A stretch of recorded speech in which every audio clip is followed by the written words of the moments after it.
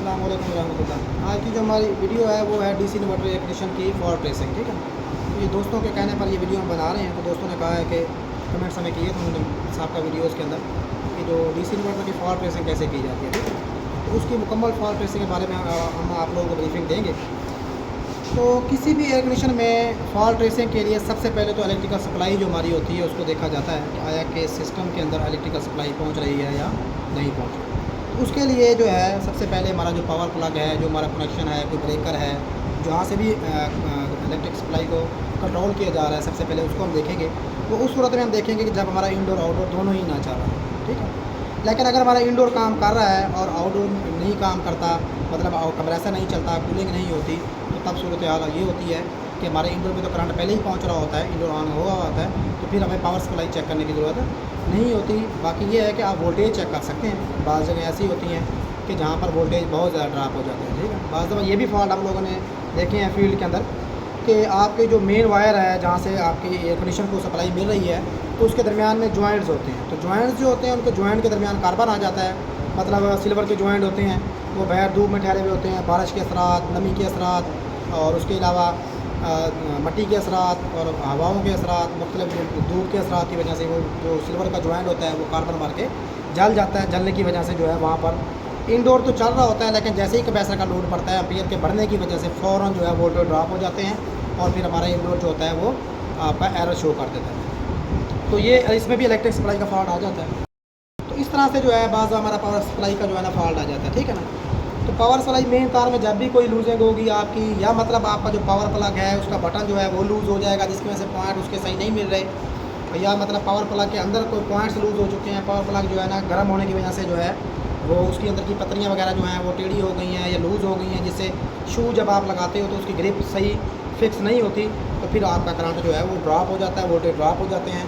और एसी को जब पूरे वोल्टेज नहीं मिलते, इंडोर चल रहा होता है, लेकिन जैसे ही कंप्रेसर का लोड पड़ता है तो स्पार्किंग होने की वजह से एम्पीयर बढ़ा देता है एसी और जो है वोल्टेज ड्रॉप हो जाते हैं, एम्पीयर बढ़ जाते हैं, फिर एसी कंप्रेसर ट्रिप करना शुरू कर देता है। बाकी दूसरा ये है कि जब भी आपके सिपला टाइप एयर कंडीशन के अंदर कोई भी फॉल्ट होगा, चाहे वो सादा हो या डीसी इन्वर्टर हो, उसका प्रोसेस यही है कि सबसे पहले तो हम मेन सप्लाई जो है उसको देखते हैं, ठीक है ना, कि आया कि हमारे इंडोर तक करंट पहुँच रहा है या नहीं पहुँच रहा। अगर पहुँच रहा है तो समझ लो कि मेन सप्लाई का मसला तो हमारा हल हो गया। अब अगला मसला ये होता है कि हमारी इंडोर की जो किट होती है वो आउटपुट देती है हमारे आउटडोर के सर्किट को या आउटडोर को, ठीक है ना। अगर सादा एसी है तो फिर सावधान वो आउटडोर में करंट जाएगा, और अगर हमारा डीसी इन्वर्टर है तो फिर सावधान है इंडोर टू सप्लाई जाएगी आउटडोर, मतलब इंडोर के थ्रू होकर सप्लाई जाती है हमारे आउटडोर में। तो सादे एसी में भी हमारे दो किस्म की वायरिंग होती है। एक वायरिंग जैसे हमारे सादे कुछ एसी ऐसे होते हैं कि उनमें दो तारें ही जा रही होती हैं हमारे इंडोर से आउटडोर, तो उसमें यही होता है कि न्यूट्रल तो डायरेक्ट हमारी चली जाती है इंडोर से आउटडोर, लेकिन फेज़ जो हमारा होता है इंडोर के थ्रू कंट्रोल होकर जब हमारा इंडोर की किट 5 मिनट बाद आउटपुट देती है तो फिर हमारा फेज़ कंट्रोल होकर जाता है आउटडोर में, ठीक है ना। लेकिन बाज़ हमारे सादे एसी ऐसे होते हैं जैसे मिट्सुबिशी के हैं, या मतलब वो वाले एसी जिनके आउटडोर के अंदर मैग्नेट कनेक्टिंग रिले लगी हुई हो, तो मैग्नेट कनेक्टिंग रिले को जो करंट पहुँच रहा होता है वो इंडोर के थ्रू जा रहा होता है, मतलब न्यूट्रल फेज़ आपका डायरेक्ट चला जाता है आउटडोर के अंदर, लेकिन जो आपकी कम्युनिकेशन वायर होती है जो इंडोर से 5 मिनट के बाद हमारा आउटडोर को कमांड मिलती है तो ताकि उसकी रिले ऑन हो सके, तो वो 5 मिनट बाद करंट उसमें जाता है, ठीक है ना। तो उसमें उन एसियों के अंदर जिनमें मैग्नेट कनेक्टिंग रिले लगी हुई होगी तो तारें हमारी 3 यूज़ हो रही होंगी, ठीक है ना। एक तार हमारी न्यूट्रल फेज़ की होगी, दूसरी के ऊपर बाज़ दफ़ा 3 लिखा हुआ होता है, C लिखा हुआ होता है, S लिखा हुआ होता है, 2 लिखा हुआ होता है, मुख्तलिफ एसियों के अंदर मुख्तलिफ होता है। जैसे कि आपको यहाँ पर डीसी इन्वर्टर में अब नज़र आ रहा है कि यहाँ पर 1 लिखा हुआ है, 2 लिखा हुआ और 3 और C लिखा हुआ है, ठीक है ना। अब ये जो 1 2 है ये न्यूट्रल फेज़ की तारें हैं, न्यूट्रल वाली, क्योंकि इंडोर में जो हमारी कनेक्टर हमारा है इंडोर का उसमें यहाँ पर N1 के ऊपर जो है N भी लिखा हुआ है साथ, यहाँ पर सिर्फ लेकिन हालांकि सिर्फ 1 है, ठीक है ना। तो 1 मतलब ये 1 है तो इधर भी 1 है, मतलब ये जो ब्लू यहाँ भी ब्लू तार लगी हुई है, यहाँ भी ब्लू लगी हुई है, मतलब ये न्यूट्रल है। यहाँ पर ये 2 लिखा हुआ है, यहाँ पर भी 2 लिखा हुआ है, तो ये ब्राउन वायर लगी हुई है, ब्राउन, ठीक है ना। तो ब्राउन वायर इधर भी ब्राउन है, इधर भी ब्राउन है, ठीक है ना। लेकिन इधर 3 के ऊपर और C के ऊपर इधर भी रेड वायर है और इधर भी रेड है, कलर भी सेम है। लेकिन बाज़ दफ़ा जो होता है कि यहाँ से हमें ये न्यूट्रल फेज़ की तो जा रहा है, ये न्यूट्रल फेज़ डायरेक्ट आउटडोर में आ जाता है, लेकिन जब तक ये वाली तार इंडोर से वापसी कमांड नहीं मिलेगा 3 से 5 मिनट के बाद, तब तक हमारा आउटडोर ऑन नहीं होगा। तो वो जो हमारा इंडोर का सर्किट जिस मकसद के लिए डिज़ाइन किया गया है ताकि फ्लक्चुएशन जब हो इलेक्ट्रिसिटी की तो बार बार कंप्रेसर को झटके ना लगें, ताकि 5 मिनट का वक्फा उसके दरमियान आ जाए, तो उसका फिर सर्किट जो होता है 5 मिनट बाद आउटपुट देता है, मतलब 3 पॉइंट को करंट जो है 3 मिनट बाद देता है या 5 मिनट बाद देता है। तो मुख्तलिफ एसीओं के अंदर जो टाइमिंग है वो मुख्तलिफ होती है, ठीक है ना। आपका इंडोर चल रहा है लेकिन आउटडोर नहीं चलता, तो उस सूरत में अब आपका आउटडोर नहीं चल रहा तो इनडोर के सबसे पहले जो हमारी यहाँ पर 3 तारें लगी हुई होंगी जो इनडोर टू आउटडोर यहाँ कनेक्ट हो रही होंगी, ठीक है ना। मतलब यहाँ से यहाँ 3 तारें लगेंगी, एन पर जो लगेगी इधर भी 1 पर लगेगी, 1 पर इधर 2 पर जो लगेगी इधर भी 2 पर लगेगी सेम, और जो 3 पर लगेगी इधर भी 3 पर लगेगी।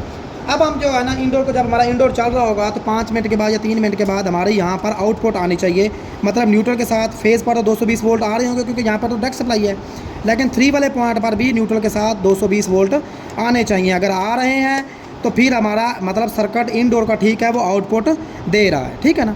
अगर नहीं दे रहा तो फिर मुख्तलिफ फॉल्ट हो सकते हैं, रिले का फॉल्ट हो सकता है, सर्किट का फॉल्ट हो सकता है, सर्किट के अंदर कोई स्पार्किंग हो सकती है, कोई चीज़ कंपोनेंट जला हुआ हो सकता है, और हमारे सेंसर्स भी ख़राब हो सकते हैं, रूम टेम्परेचर सेंसर है, कॉयल सेंसर है, वो ख़राब हो जाए। उस सूरत में भी हमारा सी वाला पॉइंट जो है उसको आउटपुट नहीं मिलेगी। डिस्प्ले का फॉल्ट होगा तब भी हमारी आउटपुट नहीं जाएगी, ठीक है ना। अगर हमारी बिलोर मोटर ख़राब होगी तब भी हमारी आउटपुट नहीं जाएगी। तो मुख्तलिफ फॉल्ट हो सकते हैं, उनको फिर हम स्टेप बाय स्टेप ट्रेस करते हैं, ठीक है ना। तो बाकी लेकिन अगर हमारी यहाँ पर आउटपुट आ रही है फिर हम चले जाएंगे आउटडोर के कनेक्टर के अंदर, क्योंकि तारें तो हमारी लगी हुई हैं। तो फिर हम देखेंगे भी यहाँ पर जो है न्यूट्रल, ये हमारा न्यूट्रल का पॉइंट है, ये फेस का है, और ये हमारी कम्युनिकेशन वायर है इनडोर टू आउटडोर कनेक्ट करने के लिए। यहाँ पर 220 वोल्ट आ रहे होंगे न्यूट्रल के साथ, फिर 3 वाले पॉइंट पर कम्युनिकेशन वायर वाले पॉइंट पर भी 220 वोल्ट अगर आ रहे हैं तो इसका मतलब है कि हमारा जो करंट है वो आउटडोर में इनडोर टू आउटडोर पहुँच रहा है। अगर यहाँ इनडोर में था और आउटडोर में नहीं पहुँच रहा, इनडोर के कनेक्टर में करंट पहुँच रहा था लेकिन आउटडोर में नहीं पहुँच रहा, तो दरमियान में से आपकी तार जो है वो डैमेज हो चुकी है।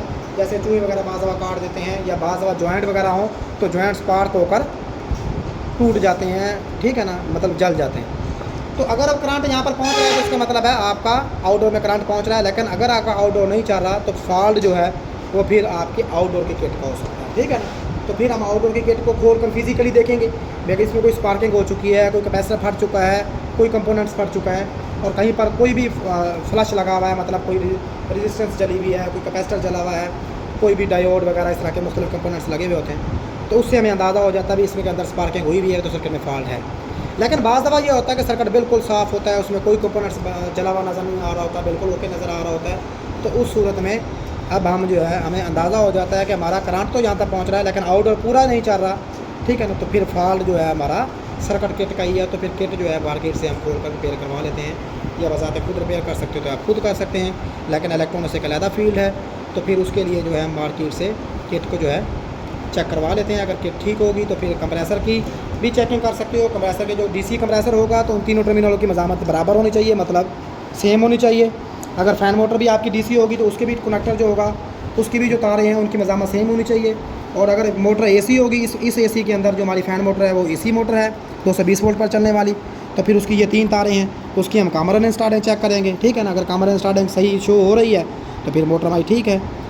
तो अगर मिसाल के तौर पर कंप्रेसर है तो ये डीसी कंप्रेसर इसमें लगा हुआ है, एसी होगा तो उसकी भी कामर एंड स्टार्टिंग चेक करेंगे, डीसी होगा तो उनकी तीनों टर्मिनल की मज़ामत सेम होनी चाहिए, ठीक है ना। तो इस तरह से स्टेप बाय स्टेप जो है हम फॉल्ट ट्रेस करते हैं। और अगर मिसाल के तौर पर आपका इंडोर जो है, जैसे ये इंडोर की किट आप लोगों को नज़र आ रही है, मतलब फेज़ जो यहाँ पर न्यूट्रल फेज़ चेक करना है तो ये वाला ब्राउन का हमारा थिम्बल जो है ये इनपुट का है फेज़ का, ये ब्लू वाला न्यूट्रल का है। यहाँ पर 220 वोल्ट आने चाहिए, और ये वाली जो रेड वाली ये जो है मतलब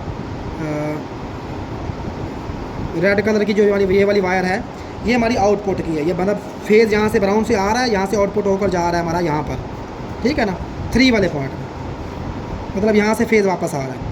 तो न्यूट्रल तो हमारी डायरेक्ट इंडोर में जा रही है, आउटडोर की जो न्यूट्रल हमारी है वो यहाँ से कंट्रोल होकर जाती है, ठीक है ना। तो अगर जा रहा है तो ठीक है।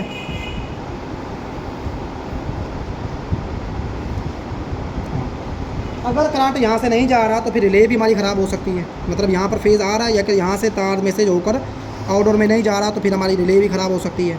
तो इन 2 तारों को हम आपस में भी मिला सकते हैं, फिर रिले हमारी बाईपास हो जाएगी, ठीक है ना। दूसरा ये होता है कि जब फेज़ हमारा चला जाएगा तो साफ ज़रा हमारा इंडोर काम करना शुरू कर देगा, लेकिन इन दोनों थिम्बलों को आपस में मिलाने के लिए यहाँ से छील कर मिलाएंगे हम, पीछे से थिम्बल सर्किट में लगे रहेंगे। जब तक सर्किट को करंट नहीं मिलेगा तो सर्किट भी काम करना छोड़ देगा, मतलब आपकी बिलोर मोटर भी नहीं चलेगी और बाकी चीज़ें भी काम नहीं करेंगे। बस सिर्फ आपने 2 थिम्बल वहीं पे लगे रहेंगे, तारों को छील कर आपस में जॉइंट कर देना, ठीक है ना। बाकी उसके अलावा जो है अगर आपका इंडोर जो है आउटपुट दे रहा है और आउटडोर की किट नहीं चल रही, तो फिर आप साहब ज़ाहिर है कि आउटडोर की किट को जो है वो खोल कर चेक करवाएंगे, ठीक है ना। तो बेसिकली फ़ॉल्ट हमारे यही होते हैं तकरीबन जो है इंडोर टू आउटडोर, या मेन सप्लाई का फ़ॉल्ट होता है, या इंडोर टू आउटडोर जॉइंट्स का फ़ॉल्ट होता है। आउटडोर की किट का फ़ॉल्ट होगा तो उसको रिपेयर करके लगवाएंगे हम। इंडोर की किट का फ़ॉल्ट होगा तो फिर वो आउटपुट नहीं दे रही होगी। अगर आउटडोर की किट का फ़ॉल्ट होगा तो करंट आ रहा होगा, आउटडोर नहीं चल रहा होगा। तो इन सूरतों में जो कि जिस किट का फ़ॉल्ट होगा उसी को हम रिपेयर करेंगे, ठीक है ना।